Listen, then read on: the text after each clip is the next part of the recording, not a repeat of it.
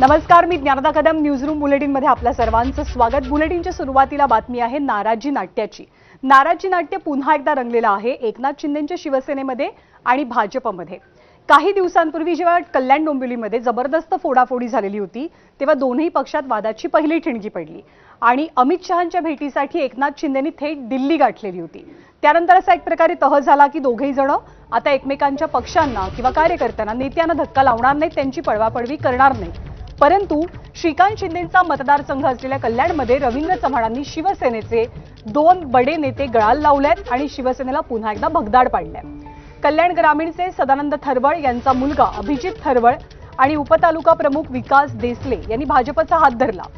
यानंतर कमालीच्या संतप्त झालेल्या शिवसेनेनं चव्हाणांवर जोरदार आगपाखड केली आहे. महामंडळ आणि पॅकेजेसची प्रलोभनं दाखवत चव्हाण पक्ष फोडतात असा गंभीर आरोप शिवसेनेचा आहे. काही दिवसांपूर्वी सुद्धा कल्याण डोंबिवलीमध्ये रवींद्र चव्हाणांनी शिवसेनेचे काही बडे नेते गळाला लावलेले.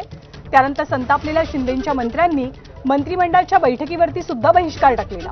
पण मुख्यमंत्र्यांनी कानउघाडणी केल्यावर एकनाथ शिंदे तक्रार घेऊन थेट दिल्लीत पोहोचले. पण शिंदेंची पाठ फिरताच दिल्लीतल्या वरिष्ठ नेत्यांनी पक्ष मजबूत करा असा संदेशही पाठवला. त्यामुळे सध्याच्या परिस्थितीत इकडे आड तिकडे विहीर अशी काहीशी अवस्था एकनाथ शिंदे आणि शिवसेनेची झाल्याचं बोललं जात आहे.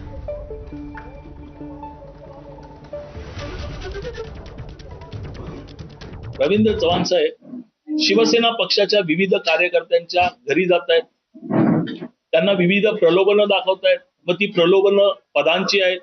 तुम्हाला MNC देऊ, तुम्हाला महापौर करू, तुम्हाला कुठल्या तरी महामंडळावर घेऊ, तुम्हाला पक्ष म्हणून पक्षात आलात की तुमचा निवडणुकीचा खर्च करू आणि तुम्हाला एक विशिष्ट पॅकेज सुद्धा देऊ पैशांचं. आज हे आरोप एकटा राजेश कदम करत नाही, हा मालवणमध्ये सुद्धा होतोय त्यांच्यावर. तर शिवसेनेमध्ये फोडाफोडी सुरू झाल्यामुळे शिवसेनेचे नेते स्वाभाविकपणे संतप्त झालेले आहेत. संजय शिरसाट आणि प्रताप सरनाईक या शिवसेनेच्या दोन नेत्यांनी काय प्रतिक्रिया दिल्यात आपण पाहूया. झालेल्या चर्चेला हा छेदच आहे.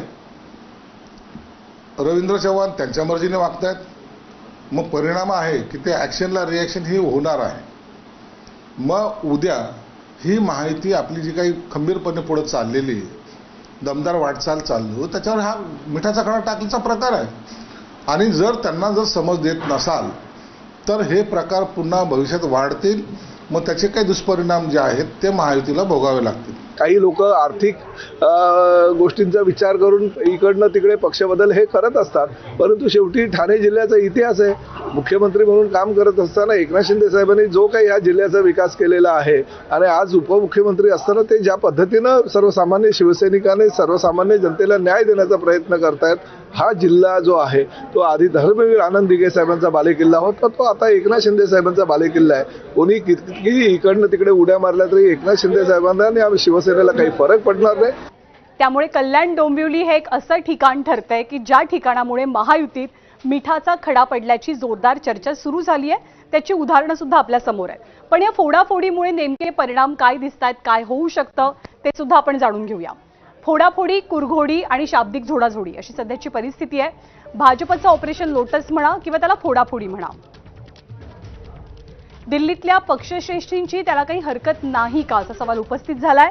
अमित शहांच्या बैठकीमध्ये एकनाथ शिंदेंनी काही तक्रारी केल्या होत्या आणि त्या तक्रारींची योग्य ती दखल घेतली गेली नाहीये का याची सुद्धा आता चर्चा रंगू लागलेली आहे. अमित शहांच्या दरबारामध्ये एकनाथ शिंदेंनी ज्या तक्रारी केल्या त्याची योग्य दखल घेतली गेली नाही का हा प्रश्न का उपस्थित झालाय, कारण त्या भेटीनंतर सुद्धा फोडाफोडीचं राजकारण सुरूच आहे. शिंदेंचा बालेकिल्ला अशी ओळख आहे ठाण्याची आणि त्यापाठोपाठ कल्याण डोंबिवलीची सुद्धा. ठाण्यावरती कब्जा मिळवण्याची भाजपनं पूर्ण तयारी केली आहे का हा सुद्धा एक सवाल आता उपस्थित झालाय. आणि या प्रश्नापाठीमागचं कारण म्हणजे एकीकडे रवींद्र चव्हाण कल्याण डोंबिवलीत आक्रमक बनले तर दुसरीकडे गणेश नाईक ठाण्यामध्ये. वेळ पडली